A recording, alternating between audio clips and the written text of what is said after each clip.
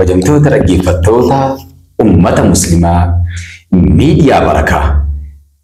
Erdeebiidhaan assalaamu alaykum wa rahmatullahi wa barakatuh. Wa alaykum assalaam wa rahmatullahi wa barakatuh. Rabbi sinfaana haa jiraatu. Miidiyaa keenya barakaa birallee Rabbi nuuf haa jiraatu.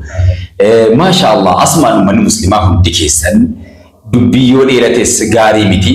Miidiyaan barakaa akkuma maqaasaa miidiyaa barakaati. Maqaa bareedaa argate kan ismiin musammaa wal gaxxamu Rabbi nu haa taasifatu. Akkasuma abbaa itti abboomee deemaa jiru obboleessa keenya Faa'iz Rabbiin barakaa isaa godhu isallee Rabbi nuuf haa guddisu. Miidiyaan kun miidiyaa magaalaa Jimmaa keessatti hundaa'e irraa isa tokkoon ka'ee miseensa baay'ee kan argataa jiru kan akka malee saffisee deemaa jirudha. Kan hedduu inni kaadhatu karoora qabatee taa'u kun dhufee saffisaan bakka nu hooksisaa jiru kan nu hooqee boqonnaa nu godhaa jiru jennee kan abdannuudha. Inshallah miidiyaan kun rakkoo dhuunfaa rakkoo gamtaa kan ittiin furannu jennee ittiin abdannu hundaa olitti darasoota dandeettii addaa qaban mul'ata addaa qaban kan namoota biratti dhokatanii beekumsi isaanii keessootti guutee jiru san baasnee hawaasaa gadhiisuun karoora keenya jennee yaadnaa.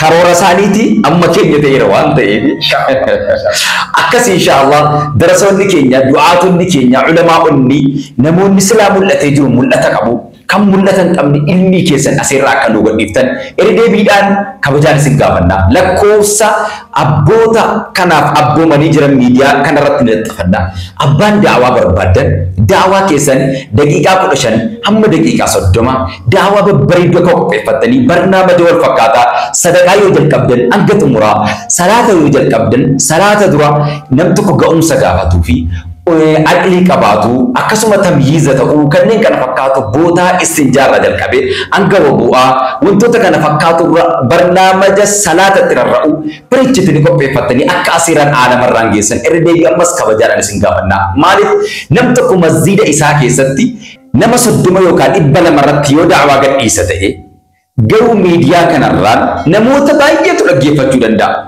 رب مبلغ أو عامل سامع إذا أستعين أجي كنرة إني ميديا ران أجي إرجه بتاعته ودندا وأنت يتي أدرى فاعتدوا عليه بمثل ما اعتدى عليكم وإن عوقبتم فعاقبوا بمثل ما عوقبتم به كم بتوكم ميديا ران إرمجالي إسلامنا بلسوا في أكسما بريدنا أمن تاسارتي يوك إيه دولا مسلمة رتجي جيس إسني فكاتا كنرة دولا جبانا نسني جدا ميديا كينيا جرف الدرات إلى الأمام إن شاء الله تعالى يوم راسبودا ما تياري غني وام برباتي سغوني إسنا كرسي سودن دنيا جبادان إسني جدا.